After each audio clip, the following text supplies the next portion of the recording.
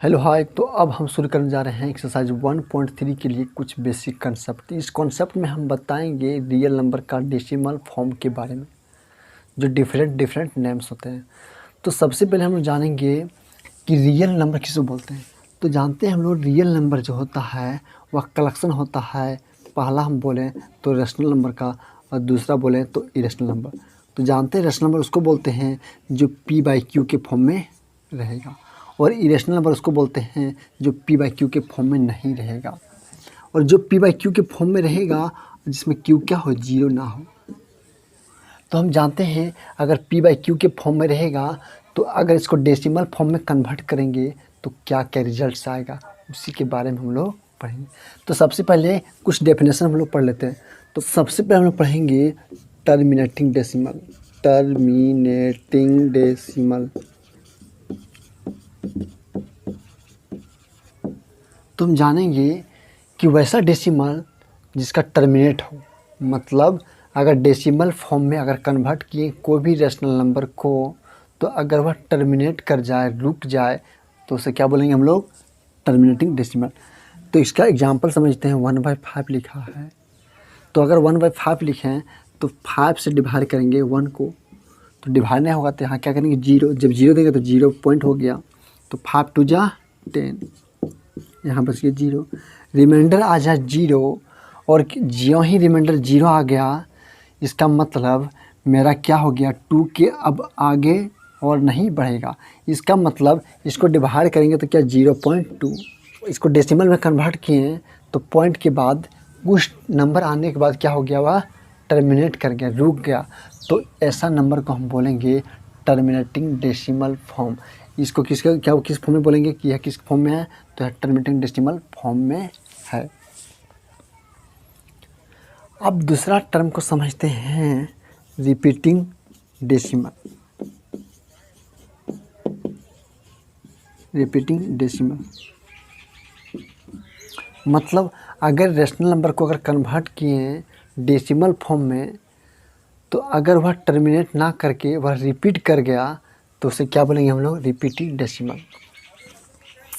जैसे हम बोल दिए 2/3, इसको अगर डिवाइड किए, 3 को डिवाइड किए 2 से, तो डिवाइड नहीं होगा, तो जीरो देंगे, तो जीरो पॉइंट लगाना पड़ेगा।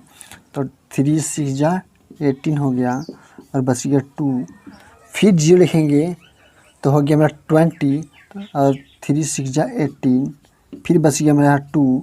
मतलब ये क्या हुआ, 6 ही चलते रहेगा, तो इसको डिवाइड करेंगे तो 0.666 आते रहेगा। इसका मतलब रेशनल जो है, रेशनल नंबर वह p/q के फॉर्म में होता है। तो अगर इसको डिवाइड करेंगे तो किसके फॉर्म में आया, एक आया मेरा टर्मिनेटिंग डेसिमल के फॉर्म में, और दूसरा आया मेरा रिपीटिंग डेसिमल के फॉर्म में। रिपीटिंग डेसिमल के फॉर्म में जो यहाँ क्या कर रहा है, 0.66 चल रहा है, तो रिपीट क्या कर रहा है, 6 रिपीट कर रहा है। तो जो रिपीट कर रहा है उस पर हम लोग बार देते हैं, क्या देते हैं, बार लगा देते हैं। तो 6 पर क्या किए हम लोग, बार लगा दिए। तो अगर बार लगा दिए तो कितना नंबर पर बार लगाएं, तो हम देखें यहाँ 6 पर बार लगाएं। तो अगर पूछें लेंथ ऑफ पीरियड क्या है, लेंथ ऑफ पीरियड क्या है, तो लेंथ ऑफ पीरियड मतलब जो रिपीट कर रहा था, रिपीट क्या कर रहा है, 6 कर रहा था, कितना टर्म रिपीट कर रहा है, 1। तो हाँ, लेंथ ऑफ पीरियड क्या हो जाएगा, 1। जितना टर्म रिपीट करेगा वही मेरा लेंथ ऑफ पीरियड कहलाएगा। तो लेंथ ऑफ पीरियड कितना है, 1। तो हम लोग क्या देखें कि रेशनल नंबर जो है वह अगर उसको डेसिमल फॉर्म में कन्वर्ट करें तो तो वह टर्मिनेटिंग डेसिमल आएगा, वह तो फिर रिपीटिंग डेसिमल आएगा। तो अगर हम यहाँ तक ये जानें तो क्या हम लोग कोई ऐसा मेथड है जो बिना भागा दिए हुए, विदाउट लॉन्ग डिवीजन मेथड, हम ये पता कर सकते हैं कि वह टर्मिनेटिंग डेसिमल है या नॉन टर्मिनेटिंग डेसिमल है, मतलब वह रिपीटिंग डेसिमल है। तो ऐसा कोई मेथड है जो हम बता सकते हैं। तो हम लोग हाँ बोलें कि हाँ एक ऐसा मेथड है, उस मेथड को जिक्र कर जा रहे हैं, विदाउट एक्चुअल डिवीजन मेथड। बिना भाग दिए हुए हम लोग कोई भी रेशनल नंबर को हम लोग पता कर सकते हैं कि वह टर्मिनेटिंग डेसिमल होगा या वह रिपीटिंग डेसिमल होगा। तो हम लोग क्या जानते हैं कि रेशनल जो होता है, रेशनल नंबर वो किसके फॉर्म में होगा, p/q के फॉर्म में। और जानते q जो होगा वो 0 नहीं होना चाहिए, तो न्यूमरेटर बाय डिनोमिनेटर के फॉर्म में होगा। तो पहला कंडीशन है, अगर जो q हो, q मतलब डिनोमिनेटर, अगर q 2 की पावर m इंटू 5 की पावर n, m और n का वैल्यू कोई भी हम लोग इंटीजर्स रख सकते हैं, कोई भी इंटीजर्स रख सकते हैं m और n। अगर q इज इक्वल टू 2 की पावर m और 5 की पावर n के फॉर्म में होगा, इसका मतलब वह क्या होगा, वह जो रेशनल नंबर होगा, वह रेशनल नंबर होगा, वह क्या होगा, टर्मिनेटिंग डेसिमल होगा, टर्मिनेटिंग डेसिमल होगा। अगर 2 की पावर m 5 की पावर n के फॉर्म में होगा तो वह रेशनल नंबर क्या होगा, टर्मिनेटिंग डेसिमल के फॉर्म में होगा। दूसरा कंडीशन, अगर q जो हो वह 2 की पावर m और 5 की पावर n के फॉर्म में ना होगा, इसके अलावा और भी कुछ हो जाएगा, जैसे 2 की पावर m 5 की पावर n इंटू 6 की पावर कुछ हो जाएगा, तो कुछ भी आ जाएगा इसके साथ, तो हम बोलेंगे वह रेशनल नंबर टर्मिनेटिंग डेसिमल नहीं बल्कि रिपीटिंग डेसिमल होगा, रिपीटिंग डेसिमल होगा। तो रिपीटिंग डेसिमल का दूसरा नाम बोल सकते हैं रिकरिंग डेसिमल, रिकरिंग डेसिमल के फॉर्म में होगा। तो अभी तक हम लोग क्या पढ़े हैं कि कोई भी रेशनल नंबर जो p/q के फॉर्म में है, अगर उसको डिवाइड करके डेसिमल फॉर्म में कन्वर्ट करें तो वह या तो टर्मिनेटिंग डेसिमल होगा या तो फिर रिपीटिंग डेसिमल होगा। लेकिन हम चाहते हैं कि बिना डिवाइड करके उसको कैसे पता कर सकते हैं कि वह टर्मिनेटिंग होगा या रिपीटिंग। तो क्या किए हम लोग, इसको p/q के फॉर्म में लिख सकते हैं। तो अगर q है 2 के पावर m इंटू 5 के पावर n के अगर फॉर्म में आ जाए तो बोलेंगे वह रेशनल नंबर क्या होगा, टर्मिनेटिंग डेसिमल होगा। और अगर 2 के पावर m और 5 के पावर n के अलावा इसके साथ और भी कुछ आ जाए तो बोलेंगे कि वह रेशनल नंबर टर्मिनेटिंग नहीं बल्कि रिपीटिंग डेसिमल होगा, या तो बोल सकते हैं उसको रिकरिंग डेसिमल होगा। तो हम लोग भी पढ़ लिए कि रेशनल नंबर या तो वह टर्मिनेट करेगा या तो वह रिपीट करेगा, लेकिन कुछ ऐसा नंबर भी है जो ना तो टर्मिनेट करेगा ना तो रिपीट करेगा। तो वैसा नंबर जो ना तो टर्मिनेट करेगा ना ही रिपीट करेगा उसको हम लोग बोलेंगे non terminating non repeating decimal. कि ऐसा नंबर जो ना तो टर्मिनेट करता है ना तो रिपीट करता है उसको क्या बोलते हैं, नॉन टर्मिनेटिंग डेसिमल। तो non terminating non repeating decimal को ही क्या बोलते हैं, इरेशनल नंबर। क्या बोलते हैं, इरेशनल नंबर। तो अब हम लोग इरेशनल नंबर समझ में आया कि अगर इरेशनल नंबर को हम लोग अगर डेसिमल फॉर्म में कन्वर्ट करें तो वह क्या होगा, ना तो वह टर्मिनेट करेगा ना तो वह रुकेगा ना तो वह रिपीट करेगा। तो चलो हम लोग इसका एग्जांपल देखते हैं।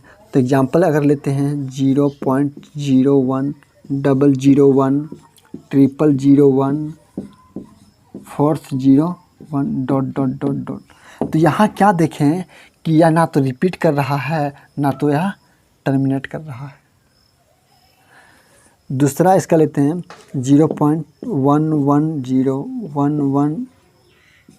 1110 1110। तो इसको देखें अगर, तो ये भी क्या है, ना तो टर्मिनेट कर रहा है ना ही रिपीट कर रहा है। तो ये भी क्या कहलाएगा मेरा, non terminating non repeating decimal. अगर इसका दूसरा एग्जांपल देखें तो मान लेते हैं m कोई है मेरा पॉजिटिव इंटीजर्स। पॉजिटिव इंटीजर से मान लेते हैं, पॉजिटिव इंटीजर्स को बोल सकते हैं नेचुरल नंबर है। वह क्या है, नेचुरल नंबर है, नॉट परफेक्ट स्क्वायर।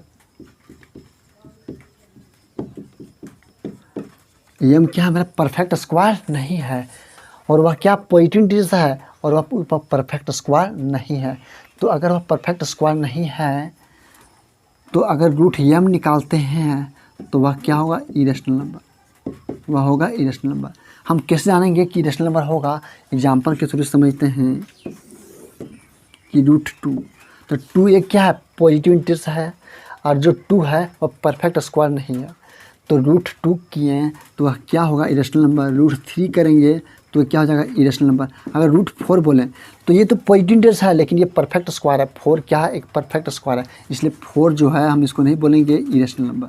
तो रूट 6, रूट 7, रूट 9 नहीं होगा। 9 में पॉजिटिव इंटीजर्स है लेकिन ये परफेक्ट स्क्वायर है, तो हम बोलें जो परफेक्ट स्क्वायर ना हो। तो इस प्रकार इरेशनल नंबर को हम लोग पहचान सकते हैं। अगर तीसरा एग्जांपल देखें तो मान लेते हैं m क्या है, पॉजिटिव इंटीजर्स है। तो पॉजिटिव इंटीजर्स बोलें या तो इसको नेचुरल नंबर बोलें, उससे कोई दिक्कत नहीं है।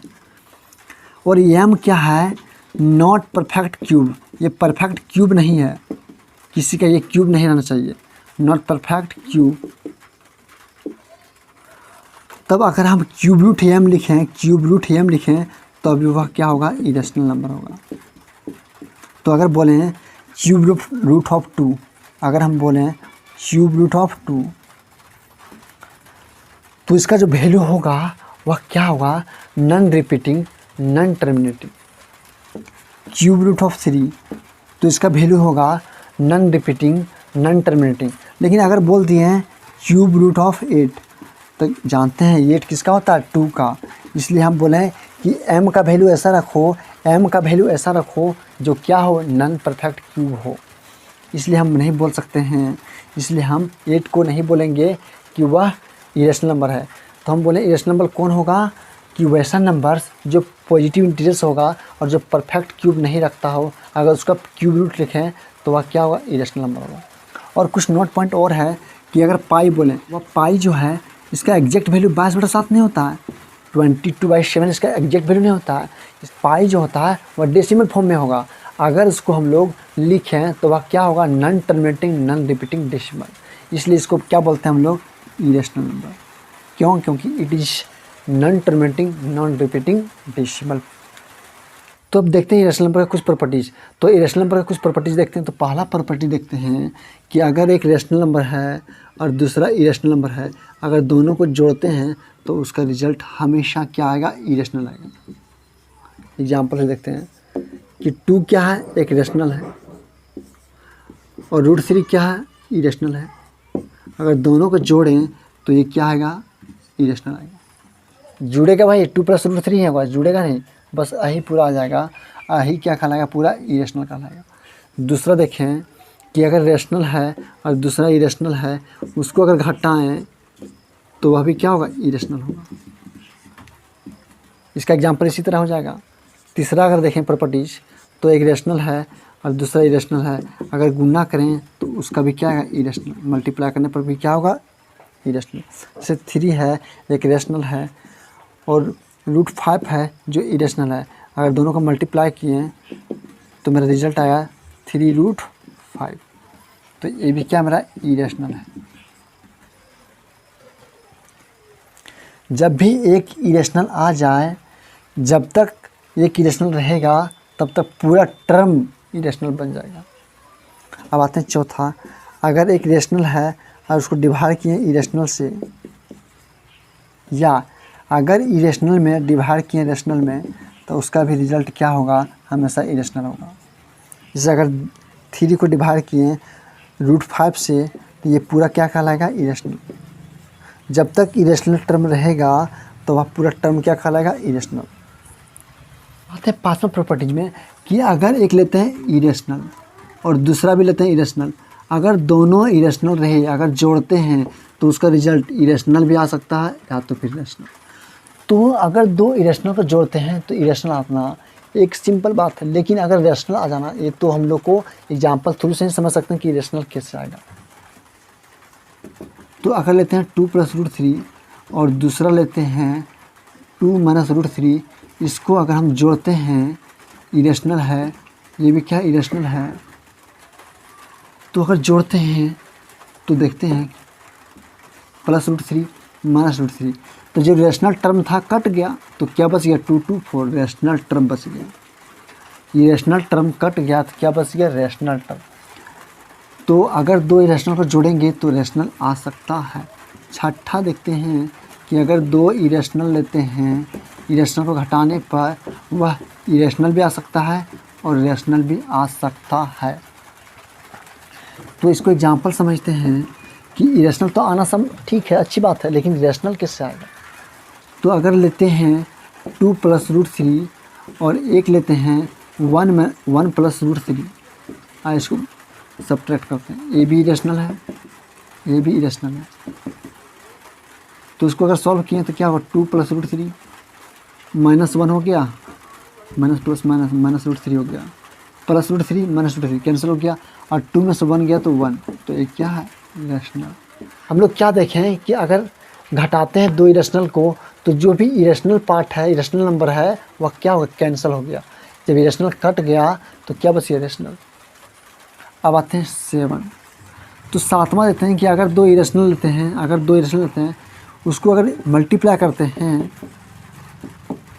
तो वह रेशनल भी आ सकता है और इरेशनल भी आ सकता है।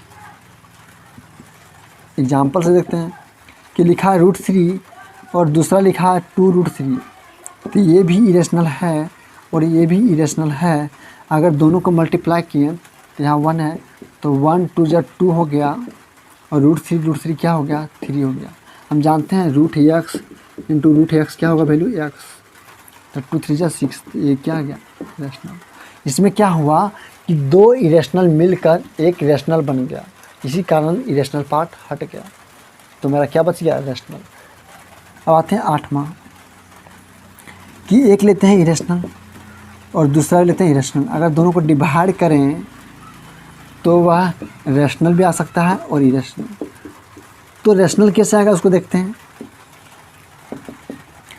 एक लिख दिए हम लोग √3 और दूसरा लिख दिए हम लोग 2√3, दोनों डिवाइड किए, ये भी इरेशनल है और नीचे वाला भी क्या है, इरेशनल है। तो ऊपर और नीचे आपस में क्या हो गया, कैंसिल हो गया। तो जो भी इरेशनल पार्ट था कैंसिल हो गया, ऊपर बच गया 1 और नीचे बच गया 2, तो ये मेरा क्या हो गया, रेशनल। तो हम लोग क्या देखें कि अगर एक रेशनल और दूसरा इरेशनल रहेगा तो उसको अगर जोड़ें, घटाएं, गुना, भागा किए तो वह क्या होगा, कुछ भी करेंगे तो हमेशा क्या होगा, इरेशनल आएगा। लेकिन अगर दोनों इरेशनल लेते हैं और उसको अगर जोड़े, घटाएं, गुना किए, भागा किए तो वह रेशनल भी आ सकता है और इरेशनल भी आ सकता है।